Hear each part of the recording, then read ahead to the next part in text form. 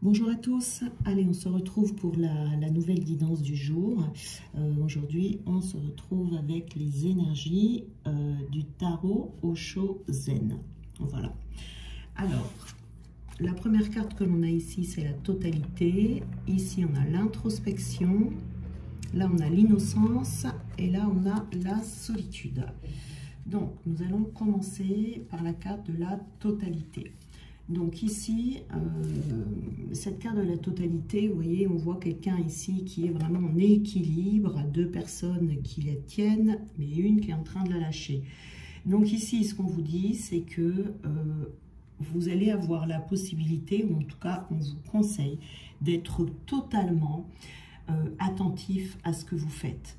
C'est-à-dire que quoi que vous fassiez, il faut vous laisser absorber totalement à votre activité et ne pas penser à autre chose pour pouvoir lâcher le mental. Vous voyez, c'est-à-dire d'être, ça s'appelle être dans la présence. Hein. Plus vous allez vous envelopper d'être totalement à ce que vous êtes en train de faire, plus vous allez devenir entier. Hein.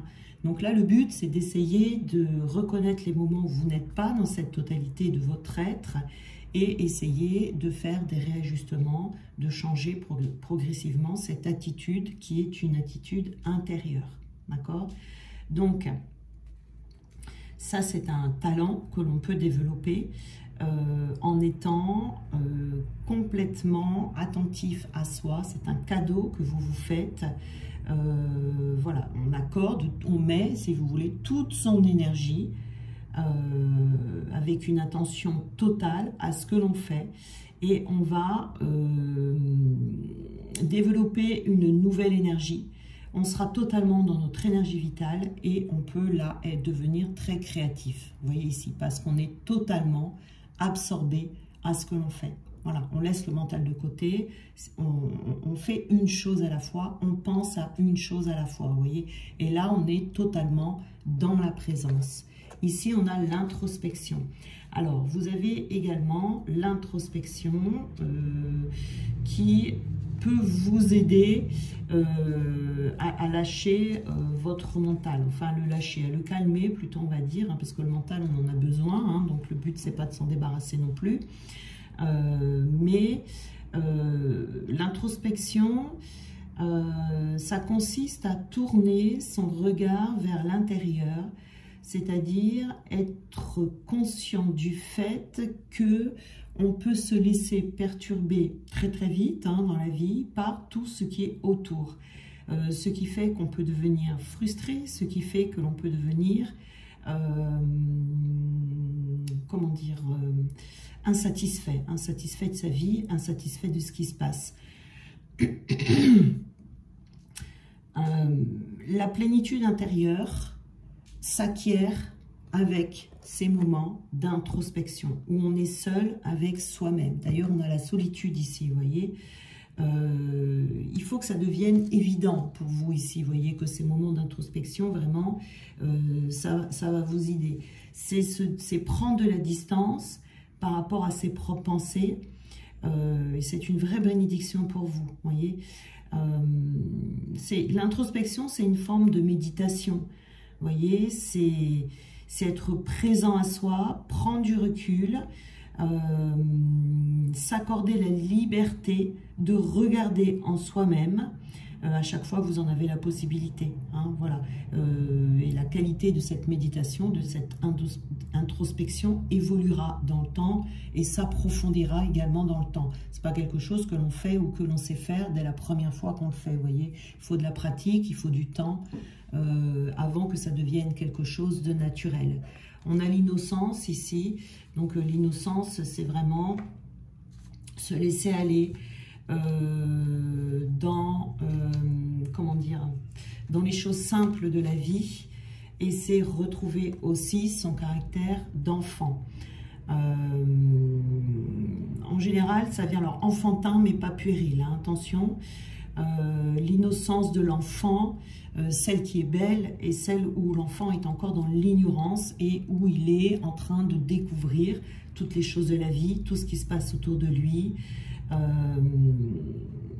ce qui vous enlèvera des doutes, ce qui vous permettra aussi, pour certains d'entre vous, de redécouvrir le monde d'une autre manière, d'avoir un autre point de vue et de ne pas le voir dangereux ou de le voir menaçant. Vous voyez, il peut y avoir des personnes ici qui ont vécu des événements, qui ont pu se replier sur elles-mêmes parce qu'elles voient le monde comme dangereux et menaçant.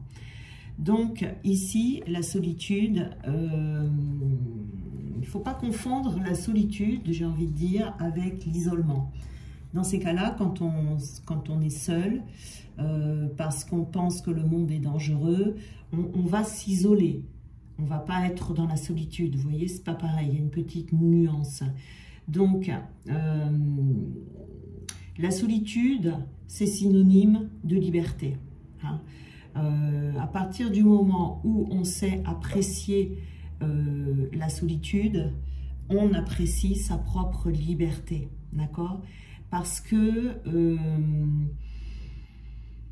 ça fait que ça va régler, si vous voulez, c'est une manière de régler la blessure de l'abandon ou du rejet. En tout cas, la dépendance affective. La solitude, c'est un très très bon remède. Alors, je ne dis pas que c'est facile, c'est difficile quand on a de la dépendance affective. Elle peut être à des niveaux différents, cette dépendance. Hein. Ça peut être une dépendance affective dans le couple, elle peut être sociale, elle peut être aussi familiale. Vous voyez? Donc ce sont des blessures, des blessures que l'on porte et qui vont déterminer notre mode de fonctionnement, hein, que ce soit vis-à-vis de l'autre, vis-à-vis des autres, vis-à-vis de la société, mais vis-à-vis du travail aussi. Donc on peut avoir peur, quand on est dans l'abandon par exemple, peur d'être abandonné de l'autre, peur de finir sa vie seule, peur... Qu'est-ce qu'on peut avoir encore? Bon, là, on a la blessure du rejet également, où là, on a peur de perdre sa solitude, on a peur de finir seul socialement, on a peur de ne plus avoir sa famille près de soi. Vous voyez, c'est pas au même endroit. L'abandon, ça sera plus d'un point de vue du couple. Et le rejet, ça sera plus du point de vue social ou familial, ou les deux. Vous voyez? Donc ici, pour pouvoir évoluer chacun dans sa polarité, il y a le rééquilibrage de ces polarités. Le but, c'est pas de passer d'une peur à l'autre, où on va passer d'un extrême à l'autre. Le mieux, c'est de régler ses blessures. Et bien souvent, on règle son abandon en s'aimant, en acceptant la solitude, en appréciant la solitude, en s'ouvrant à l'amour universel et social pour l'abandon, hein, sans remplacer la dépendance affective dans le couple par une dépendance sociale. Le rejet, c'est également en s'aimant.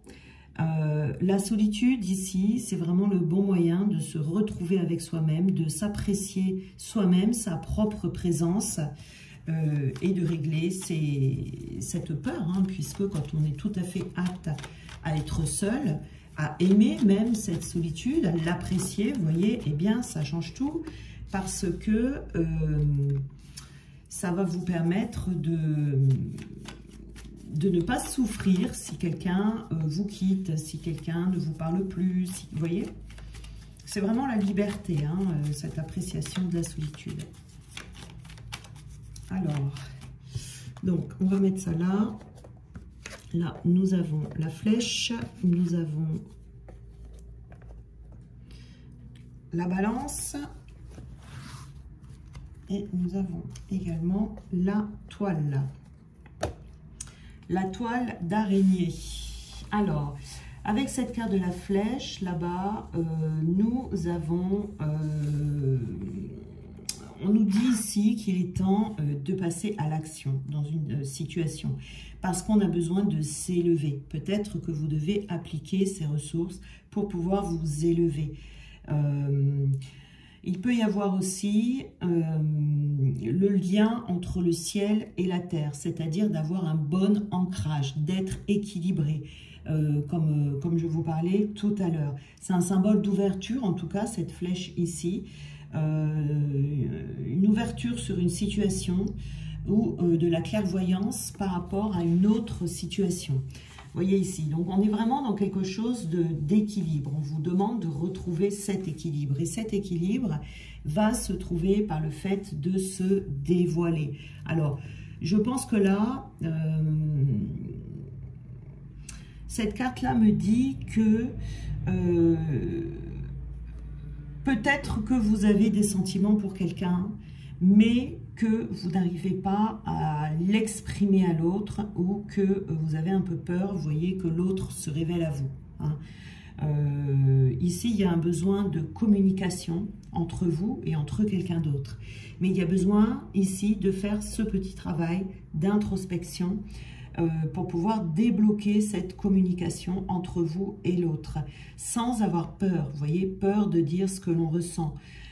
Ça, on est plus dans une blessure de rejet, vous voyez, peur de dire ce que l'on ressent. Laissez les angoisses du passé derrière soi, parce qu'on vous dit qu'ici, vous ne devez pas avoir de crainte, parce que ce qui vous arrive est beau. Ce sont des sentiments, on s'aime l'un l'autre, et le mieux, ça serait de le verbaliser. Hein.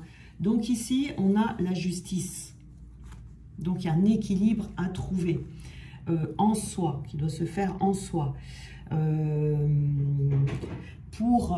a besoin de trouver sa valeur, de déterminer sa valeur. Hein. Il y a vraiment une idée de mesure et d'équilibre des choses ici, où face à une situation, on vous invite à prendre la pleine mesure, peut-être de vos arguments, de vos paroles, pour pallier à une situation. Vous voyez, où il y a vraiment un sentiment d'équité qui va devoir être trouvé. Peut-être qu'on a besoin de se poser les bonnes questions par rapport à quelqu'un qui est en face de vous et que nous sommes les seuls responsables de notre propre équilibre. Ça, c'est très important d'en avoir conscience. Si on s'équilibre, l'autre va s'équilibrer également. Et si vous êtes seul, le fait que vous soyez équilibré, eh bien, vous allez rencontrer une personne qui est également équilibrée. Là, c'est la notion de miroir qui rentre en compte. Donc, c'est très important d'être vraiment pleinement à ce que l'on fait. C'est-à-dire que lorsque l'on a aussi des entrevues avec l'autre, le fait d'être pleinement conscient, comme je parlais tout à l'heure, à ce que l'on est, on va pouvoir être pleinement ouvert à l'autre et ça va tout changer. Vous voyez, la toile d'araignée ici, on est dans une reconstruction de soi. Des personnes qui ont besoin de se reconstruire et des personnes qui ont besoin de lâcher ces blessures d'abandon et de rejet. Ici, vous avez besoin peut-être aussi de faire preuve de créativité ou d'ingéniosité pour remettre du peps dans une relation. Et ça passera par la parole. Vous voyez, on annonce ici aussi une naissance. Une naissance, pas un bébé, mais une nouvelle naissance avec une personne. On a la mère. Alors, on peut être déjà mère de famille ici, avoir des enfants. Alors, on a une carte rouge et une autre carte rouge. Donc, alors, nous avons la mère là-bas. Donc, il est possible que vous soyez mère de famille et que vous allez avoir besoin de vous équilibrer. Ce que je viens de vous expliquer, ça peut être aussi par rapport à des enfants. C'est tout à fait possible. Le tournesol, ici, vous parle de bonheur. Vous parle de longévité dans une relation. Mais pour ça, on a besoin de s'élever. Parce que vous voyez, le tournesol, c'est une plante qui est très haute.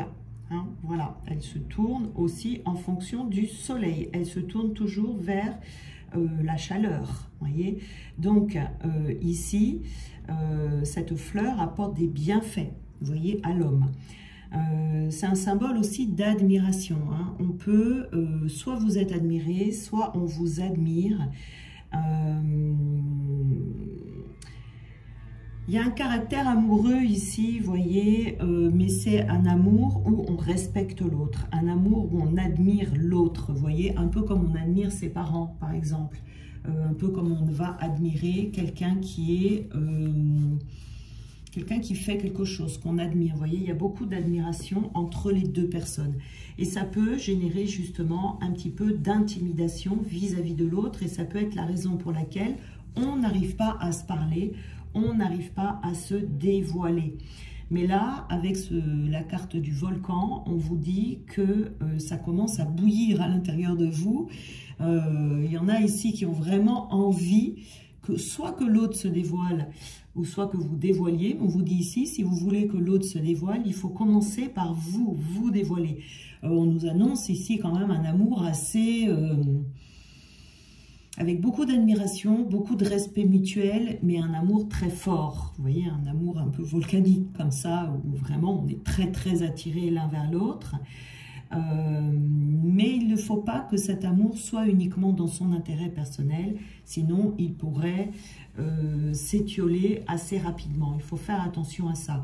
Comme je vous disais tout à l'heure, là on a besoin de toujours remettre du peps dans cet amour. C'est un peu vrai dans tous les amours, mais là particulièrement. Parce que sinon, ça pourrait devenir assez conflictuel. Épineux, quoi. Vous voyez, avec le cactus ici, on pourrait se piquer comme ça. Ce qui est important ici, c'est la communication. On va avoir besoin de beaucoup communiquer. On est très attiré par cette personne. Il y a une forte connexion charnelle également. Parce qu'on nous parle également de sexualité ici, avec ce cactus ici, vous voyez. Donc on est quand même dans une relation où il y a tout est possible, à partir du moment où on a ces moments de recul, ces prises de recul, où on est totalement vers l'autre quand c'est nécessaire. Quand on est avec l'autre, on est à l'autre. Vous voyez, on n'est pas en train de penser peut-être aux courses qu'on a à faire le lendemain. On a vraiment besoin d'être très à l'écoute et la communication va être très très importante ici pour éviter justement ces moments assez épineux. Vous voyez, on vous dit ici de ne pas abandonner, que cette relation est tout à fait possible, d'accord. On a également, comme je vous disais tout à l'heure, ces blessures d'abandon et de rejet à régler. Si vous avez, si elles sont encore fortes, par exemple, ces blessures de dépendance affective ou d'envie de liberté à l'extrême, ça va devenir épineux. D'accord? Ça peut devenir épineux parce que cet amour risque de devenir trop volcanique. Donc on baisse les armes, on lâche son côté guerrier et on se rend libre. On se rend libre par rapport à cette relation. Donc pour être libre, il faut abandonner, lâcher, se libérer de ces blessures. Vous voyez, il peut y avoir des blessures d'humiliation aussi ici, hein. On a pu être humilié dans une autre relation, dans le passé, et cette personne pourrait venir réveiller cette blessure. Vous voyez, c'est pour ça qu'il faut être très très attentif, parce que pour ne pas, comment dire, rejeter systématiquement la faute sur l'autre, parce que là, je parle bien du cas où on est dans une relation saine, hein, où on a juste des blessures, mais on est des personnes saines, et pas si on est dans une relation malsaine. C'est sûr que si vous êtes dans une relation avec un PN, l'humiliation, elle ne vient pas de vous, hein, c'est de l'humiliation gratuite. Faites exprès pour vous assassiner, entre guillemets. Mais ici, il faut faire très attention à votre blessure d'humiliation qui pourrait être ravivée si elle n'est pas guérie, si elle n'est pas libérée.